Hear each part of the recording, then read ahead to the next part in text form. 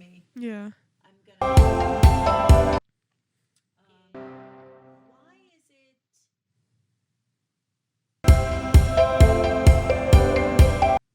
too gently to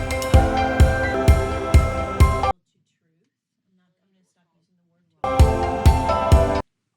Why is it important to gently steer people to truth without alienating them? That they were wrong. Is that steer people to truth? In relationship, is that something that and loving to do? I think yes, because it's making me think about at my church at I almost said at home. At my church at school,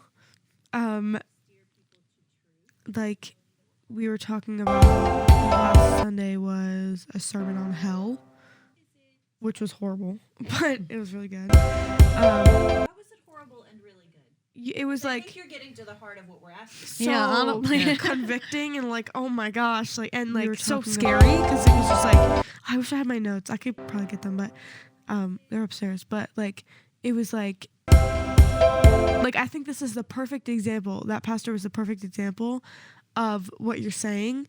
Of he was speaking the truth to me, but it was like a hard truth to have to speak to someone. I applaud him for that because that's like imagine being a pastor and being like, I'm gonna do this, that is like. Why is it important that he did it? Because why can't we just sweep it under the carpet? of he was. It's just be nice. I think Right. in the moment it's like I'm like, why are you doing this to me? But it's ultimately more loving to expose those truths to me because he doesn't want me to go to hell. I don't want to go there. So I think that I don't know, it was a really good sermon. It's so important to speak the truth to people that you love because even for the simple fact of I don't want them to go to hell, and I want them to have the life that I believe that they will have if they are in Christ. In the moment, it's like so uncomfortable to do, but it's like so beneficial, I think. Yeah. So the Bible says God disciplines those he loves.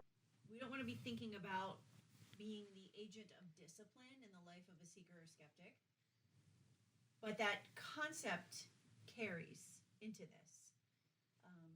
Because if I love you, I want better for you than what you're experiencing while you're living in untruth. And it's not just about the afterlife. It's also about the life we live right here. I mean, a lot of times inside the context of a marriage or inside the context of a family, parent-child or child-parent, I mean, my kids have certainly brought truth to me about myself and my behavior that is hard for me to hear. So has my husband.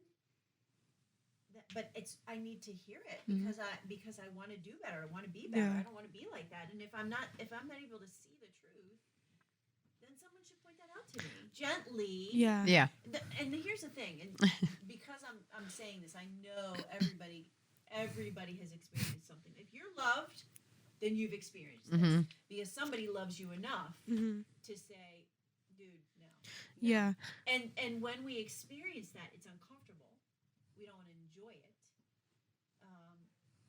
There are a lot of negative emotions like guilt, shame, anger, resentment, whatever. You go through the whole spectrum. But in the end, it makes me a better person. Yeah. And as a Christian, it makes me a better witness. Yeah. And so that's important. That's inside the context of our faith. In the context of a seeker or skeptics who's not yet in the faith, who hasn't come into the house yet, they're still on the sidewalk. It's important. Why? Why is it important for them to hear the truth? And so that's important. Not in yes, in an eternal way. We've already acknowledged that. Are there other ways that it's important for them to hear the truth? I think me and my friends at school always talk about this. Like, if we have an issue with something that's happening, we always say and I don't know if this is really touching on what you're asking, but we always say it's hard for us to be like, oh, I have a responsibility to tell them. Me and my friends, this is wrong. it's easier to, and this is what we always say, like it's like I'm doing you a disservice by not telling you what I know is wrong. Like if I see you doing wrong, like my roommates say stuff to me all the time, and I'm like, you're right. It would have been, and I'm glad you said it, because it would have been a disservice to me for you to see it and not say something. Like, it's damaging behavior. Yes, and I don't want to enable anyone in behaviors that are not what I know and believe that they can be. So if you love someone, you want better for them. Exactly. Yeah. So going just a different way, I want to get back to your actual question, but going a different way with this And is, I want to say it's low-hanging fruit. It's, if we believe the truth, it's our job. So he has commissioned this to us to get back to those who are in the house and to go out and speak to those who aren't. Yeah. And so if we believe what he is saying is true and we hold fast to the fact that this is truth, then he tells us, back to I want to say asks because I want to be nice, but the truth is that he does. He demands us to go out and to share this with other people. And I think it's because of his goodness that he demands that we go out, and not because he is cruel or because he wants everyone to believe they're wrong. It's his goodness. Don't be selfish and keep it to yourself. Yeah. Right. This is for everyone. Right. Yeah. Get out there and make sure that you've done your part. Right. Yeah. Right. And it's like you're asking, why is it important to speak? Why is it important to be truth tellers, for the simple fact that it's biblical, and we, like, for us, why is it important? Because it's in the Bible. That's what we follow. Right. And it's hard. It's hard. We acknowledge that. Yeah. It's hard to tell someone basically you're wrong. Yeah. But that's why I really hold to disarm and deconstruct. Yeah. Because if you disarm them and if you let them know that you are right there with them in wrongness, then it feels less like me against you and more like me and you against the problem. Yeah. And that takes a lot more, gets a lot more traction than if it's me against you. Yeah. More about wrong stuff. Yeah. Because if it's me against you, that's just not. Yeah, and it's also not correct. Yeah, Right. It's just not like, yeah, because it's never me against you. It's always us against this thing that's either causing a barrier in our relationship or in, because it's like, okay, it could be something that's causing a rift in, is that a real word? In our relationship, or it's something I see causing a rift in your relationship with somebody else, and I want to support you. I want to either fix our relationship or support you in the relationship that is damaged. So that's good. Yeah, this was making me think about, I think earlier we were talking about like why, like the question, like why is it loving to tell people the truth, and also like how to tell people the truth in love. And then I was also thinking about even back to like relativism and how like, I think American Christianity is very soft a lot of the times. And there's a lot of churches that are like, they aren't like hard pressed to follow the gospel. Like they kind of just like, they're like, they it's under the pretense that it's like accepting of everybody.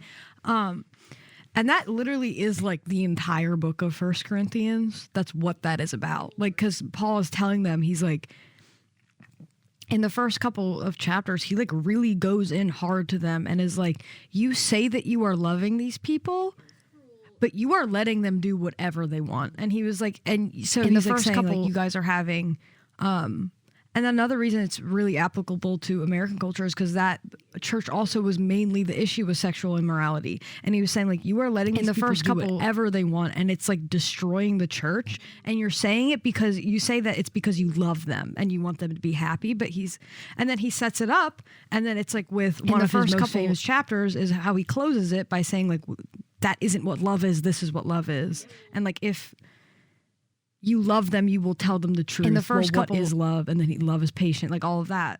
And he's like, and that's like where it ties in with what you were saying, like how do you, like the, in the first couple, how like being loving and telling the truth go hand in hand is because he does say that, like in chapter 12, he says like, if I say all these things, but I don't have love, in the first couple, it doesn't mean anything either. Like, so he does tell them, he's telling them really like hard truths about their church and about the way that the people there are living. And he says very explicitly in the first couple, wrong.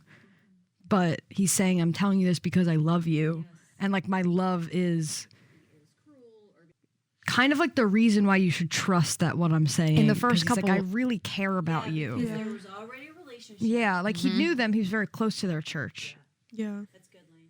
That's good. He is cruel. Also, like, I think it's loving to tell others In the first couple, Yeah, because what you see, like to tell others the truth and what you know, because also I think it can be like, I was just thinking about like us, like if there was something that I saw in you that was wrong and I didn't say it, In the that first would cause couple- distance between us. yeah. Like, it's better to have a little bit of like awkward, like, okay, like, sorry, than like to be like, it's between you. exactly. Yeah, one time, like, I even had, like, an issue with, like, Nico.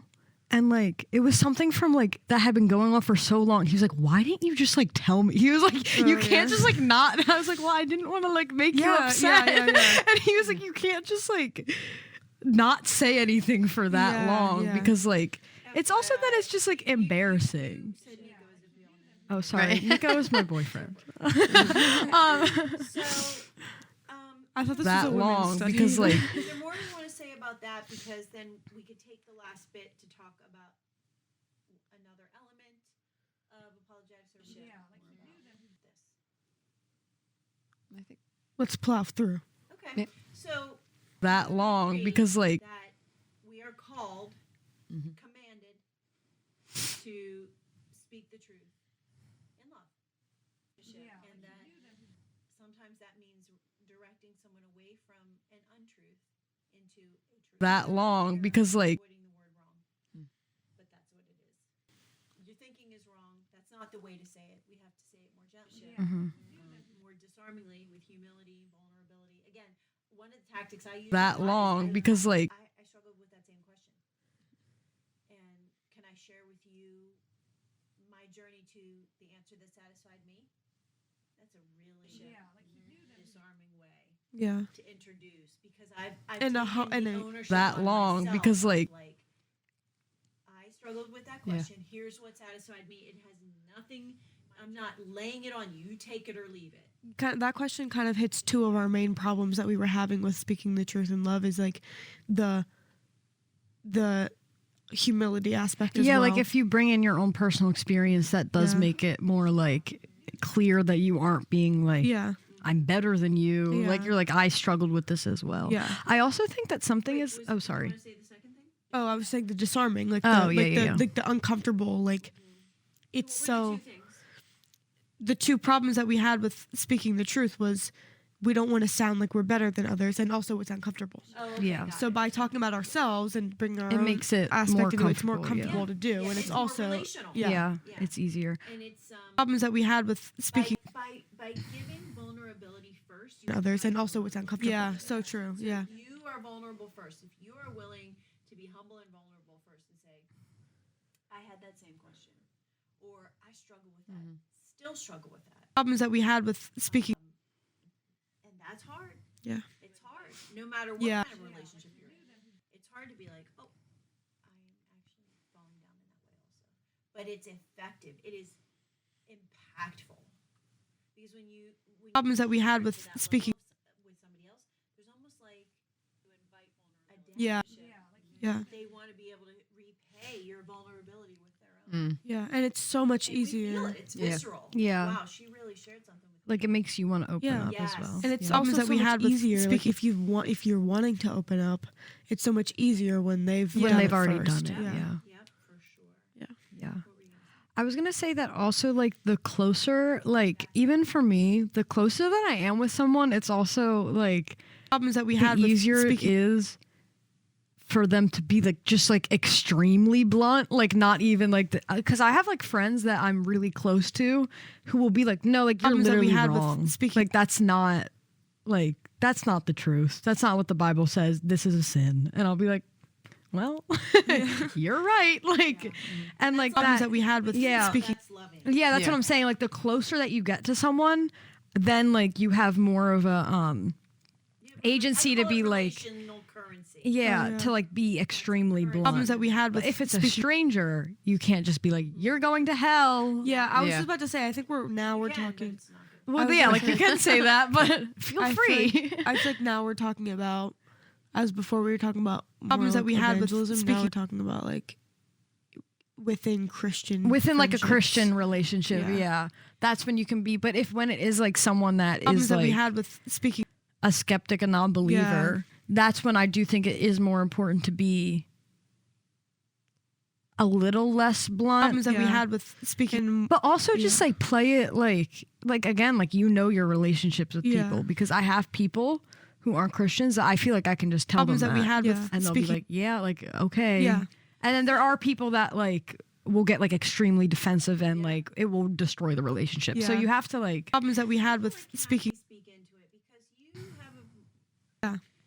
experience relatively recent of being on the other side of that. What are some things that you think are effective ways? You're talking about my email? I'm talking about like, no, actually. Okay. I wasn't sure. Problems that we had with Sorry, I speaking. forgot to read that. That's right. Sorry. Dang. I left it open. I wanted to read Wow. that. And now she's probably like, what's that I'm one so extra sorry. email? No, I mean, can you Yeah. tell, like, give us practical ways that someone who was in your position could be, or you were, disarmed and made more soft, soften the heart. So, Wait, okay. while you think about that, Okay. let me say before I forget. Number one way to soften the heart. Anybody? Food. Yes. yes. Okay, I'll make that one number two. Yeah. Okay. Prayer. Right. Okay. All right. Yeah, you're right. Yeah. Because we don't want to get into this space where we have like a checklist that we have that we like, well, I'm going to check this list with you now. And then there are people, and then when I get to the bottom of my checklist, you're going to be Yeah. Yeah. A Christian. Christian. Yay. Prayer. Yeah. And Yeah. God's going to do what He's going to do. Yeah. And we can't. Because the same checklist can work for one person because of the state of their heart. Oh my gosh! Or some person. Yeah. And there are people come to Jesus number 2 on the checklist. Yeah. And the other one doesn't come till number 76. Yeah. Yeah. Or not at all. Yeah. Yeah. And that's not on us. And that's so important for us to say as often as we can. It's really not on us. I just thought I'd interject that because we're talking about this. We just, I feel like there's some momentum in what can we do? What can we Yeah. do? What can we Yeah, do? I yeah. just wanted to You're pause right. for a Yeah. second and be like, we're not doing any of this. Yeah. Yeah. You're right. We're instruments in the Father's hands. We should be well tuned, well cleaned, well cared for instruments. Yeah. Yeah. Play the notes properly when He plays them. By being prepared, understanding our milestones in the conversations. But the ultimate result is up to Him. Yeah. Okay. So you're talking about my conversion experience, I mean, so to speak. I am right. talking. I mean, I'm not talking about that moment per se. Right. I'm talking about you putting yourself in the mindset of your former self and saying, what are some questions or ways that people could have disarmed you or. So I'm really a difficult person, and I don't know if anyone could have disarmed me. So I was invited into a group, and that was so the person who originally spoke to me. So I guess it's maybe that's not true that I am difficult, but the person who originally spoke to me about what was happening in my life at the moment, which I was having problems with my kids. And so she spoke directly into that. Oh, you're having problems with your kids? Oh, it would be great if you came here with kids. Okay, wait. Let me pause you because you're saying you're difficult and you would have been difficult to disarm. But what I know about you is you're also highly relational. Oh, you're having. Yes. And so that person, maybe by God's grace, Right. was able to, like God said to that person or put on that person's heart, here's how we get to Catholic. Right. Yeah. Right. And food is, you're right. And there was I food there. put into fellowship relationships. There was food there, and really miraculous because I love food. Yeah. And I'm really like, wow, food and babysitting, and it was like, oh, Food this- and babies. no babysitting. Babysitting. Oh. Two different. I already had babies. I needed I see. babysitting. That was really good. I see. So it was really great. And so, but through that experience, it was years through that experience. So that was the way she sort of disarmed me from the very beginning. Okay, let me call it another thing. Mm-hmm. There were practical life helps for you. Yes. That person said, how can I be a practical friend to Kathy? And that is huge. We we should stop on that for a long minute and say, if our eye is always on the goal of the gospel and not on the goal of the person, then we are going to lose the person on our path to the gospel. Yeah. If our goal is on the person, like, how can I be a friend to Kathy, whether she ever believes in Jesus or not? So babysitting, relationship, a group, that's what drew her into a space where you were able to, over time, entertain the ideas that were being like, how can I be, wait, before you go on, do you hear what I'm saying there? Yeah. What do you think is important about what she just said? Because you're so funny. You're like, nobody could have disarmed me. Well, But they did. yeah. They But did. nobody asked me questions. I was like, Wasn't you even should this and you questions. should That's that. what, Right. like, Yeah. okay, so we've talked about like Yeah. how we disarm. And we talked a lot about being vulnerable and being humble and being in relationship. That's an element of being in relationship. Inviting you into a group that already exists, that inviting you to have a seat at the table and being humble. Yeah.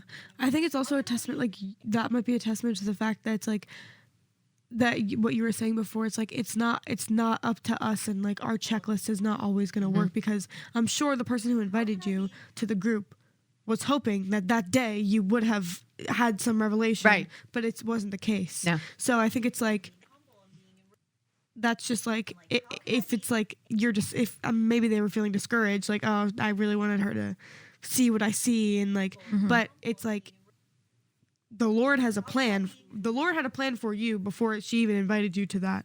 So it's like, it's a testament to like the humility in like being a disciple and sharing the gospel, because it's not normally or like gonna be exactly. I'm inviting her and she's gonna. 2 minutes ago, you said how Paul defined love. What is the first attribute? Not Patient. normal. Yeah. When we love somebody, we lead with love. That is disarming. Yeah.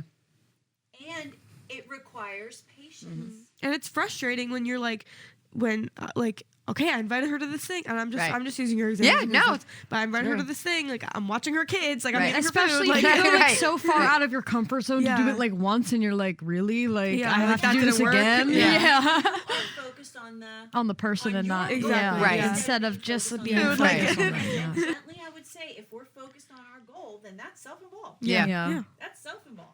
That's not Christ involved. Yeah. Because Christ is interested in her. Yeah. Dude, like, it's like, you don't want to be focused on like, oh, I got her to. Yeah, like become a Christian. I Yeah. made her a That's Christian. the- Right. Yeah, that's like the no. deadly Dude, like- trap. Yeah. How we have notches on our belt. Yeah.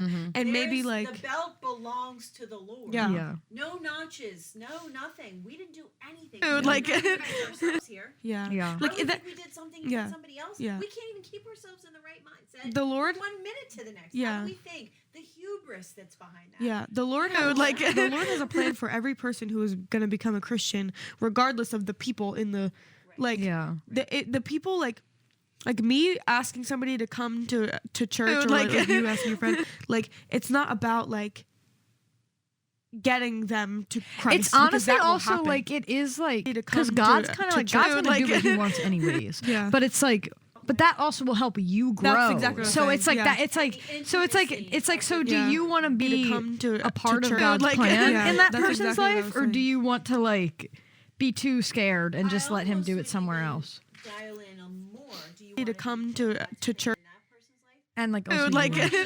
In God's will for your life. Yeah, Yeah. like because There's yeah. intimacy there. Yeah. Like what we're doing. Yeah, right being now, obedient there's is a gonna blessing yeah. to God church. will for Dude, sure, like- God's word does not return void. There will be people who will be positively impacted by what we're doing and the fact that we're to making come it up to and church. supporting it. But that's Dude, all like- we're doing. Yeah. We're doing it to grow in faith ourselves. Yeah, yeah, And exactly. that's the mindset that To it's come such to an ugly church. trap to fall into. Like, Dude, like, trying to like I save brought 3 people. to Right. Yeah. group, or I brought in faith Yeah. to church, or that person started coming to church because I brought her. I got them saved. to Right. come to Wow. the You're better way to responsible think. for that. Yeah. Are you kidding Dude, me? like, You're not responsible for that. Yeah. It's not return. yeah, the better way to think about it is like, instead of, oh, I got 6 people to come, it's like, I was to come. The Lord blessed me 6 times Yeah. to be able to like- have that experience. Opportunity Yeah. Yeah. to share. Yeah. That I didn't screw up. Yeah. Yeah. Okay, so I just wanted to pause. Yeah. That's an important component. Yeah. And I think Well, to is a have that way experience. Other does not return void. Identity in faith, ours do better than we do. They invite. Yeah. They Yeah. create Yeah. Well, to have that Yeah. experience. and we don't do that well.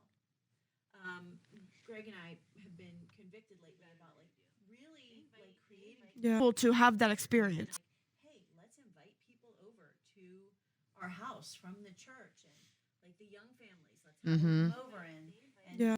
let's do it intergenerational. Let's Yeah, that's figure out something my ways- church at school is really, really hammered into. And then It's if good. I have a community, then I can invite my neighbor. Yeah. So Yeah, it's so less maybe- awkward. Yeah. Like Right. to inviting someone to hang out with your family and your friends at home, even if most of the people there are from church, is not as a big step out of that person's comfort zone as being come on a retreat with me. Yeah. Yeah. Anything you yeah. can do to lubricate that social situation. Yeah. Yeah. Food is a big one. Yep. Yeah. We use the pool. We have a pool. We Yeah. use the pool a lot. Yeah, if you just come over to swim. We're bring your kids over to the pool. That's so Yeah. attractive. Yeah. Yeah. You were saying, babysitting. Yeah. Whatever. And so, there have been times where we're do your kids need to learn how to swim? Yeah. Well, Yeah. Attractive. You were saying, whatever the practical thing Yeah. is that can give you an avenue into somebody's life and invite them into closer relationship and community with you and your community. Yeah. Attractive. That's you were saying, a really important way of doing it. Yeah. Yeah. And it wasn't verbal. It was actionable. Yeah. Keep going. So then, Yeah. so then when I went in, I always say this because the one girl, I went to one group, it wasn't for me.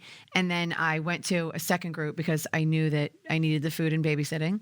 And so I wound up going, because I was a stay-at-home mom too. So my kids didn't go to babysitting. So 1 hour on a Friday was amazing.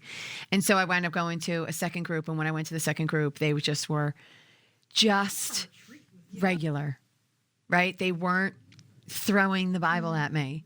And so, because I always tell the story, when you first get your paperwork and they're like, what church are you going to? I'm like, I don't go to church, in all caps, you know, I wanted to make sure that everybody knew that I didn't go to church. And so that you can't really convert me. That's why I say I'm difficult. And so when I went here, I don't want to say it wasn't the primary focus because it was, but it was relational was more the primary focus, right? So when I went in, they would talk to me about making food or about my kids or about what they did with their husbands on the weekends or, so that was a lot of the relational thing. You said regular. Right. And it did. It just felt like people. Because that's how Jesus was too. Yeah. Jesus was so relational. He was always because he wasn't just some teacher that people just followed around. He had friends. Yeah. Even with Mary and Lazarus and stuff. They were just his friends. That he just and that's kind of all we know about them is that they were just people that he loved. That he because Lazarus wasn't one of his disciples, but he wept when he died because they were just buddies. He had friends. Practical help. Yeah. He did healing. He invited Zacchaeus to come. Yeah, they just come into relationship. to just eat with them. Practical, Yeah. Yeah. Lazarus, human to human ways of connecting. Jesus was always eating. Come into relationship. That was table that. fellowship Yeah. is a big thing. Still is. Yeah. Eating Yeah, and it is. In eating. the early church, it always says, and they broke bread and Yeah. ate together. The Last Supper? Hello? Right. Hello. But the communities, Yeah, and no, really yeah. just the home Yeah. churches, Yeah. they weren't just come here and do worship. It was come here for the whole day. Yeah. Yeah. Right. Yeah, but Right. let the kids run around together. Right. And then we also will be worshiping the Lord from this time to this time, but it's a whole day thing. Yeah. Right. But the community, let the kids. So I would say the most subtle thing, and it's subtle, not subtle, but a lot of it was just through the attitudes of the people that were there, right? So the people who would get up and speak were usually people in the group, and they would get up and speak, and it just was their testimony about how God worked in their life was just very comforting to me, and it was the opposite of anything that I had experienced growing up around church people. right? Like I always felt judged by church people, and this was just a different. They didn't judge me, and I'm sure there were judgmental people. We were in a group of like 50 people. I'm sure there were, but for the most part, what I heard was just they just loved God, and they just talked about how their love for God changed aspects of their life, and it was extremely good for me to recognize. And so it was it was a very slow progression. I was in there for years. So it was a very slow progression, probably 5 years at least. And so you're saying that their vulnerability, but like the community like the kids was disarmed. Yeah. They didn't get up and say like, just so you know, if anyone's in this room and they don't believe, you're going to hell. Yeah, I don't know how I would have responded to that. Yeah. Now, as a believer, I'm like, okay, now I need that because I need to remember that there is truth to that, and for people that I love. And so, but when I was in this community, I needed to be loved. Yeah.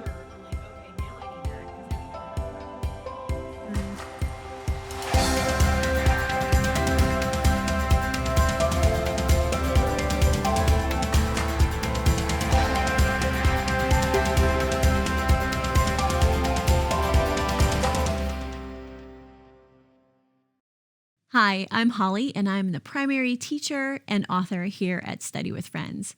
My education is from a Reformed theological seminary, so you'll see that come through as we teach and study together. But on occasion, I'll introduce concepts from other doctrines when I think they shed light on the material, just so that we can have a well-rounded understanding of lots of different perspectives on the text. We strongly believe that you should know and understand who's teaching you the Bible. And so you can learn more about me at studywithfriends.org or zondervan.com. We're just really glad you're here.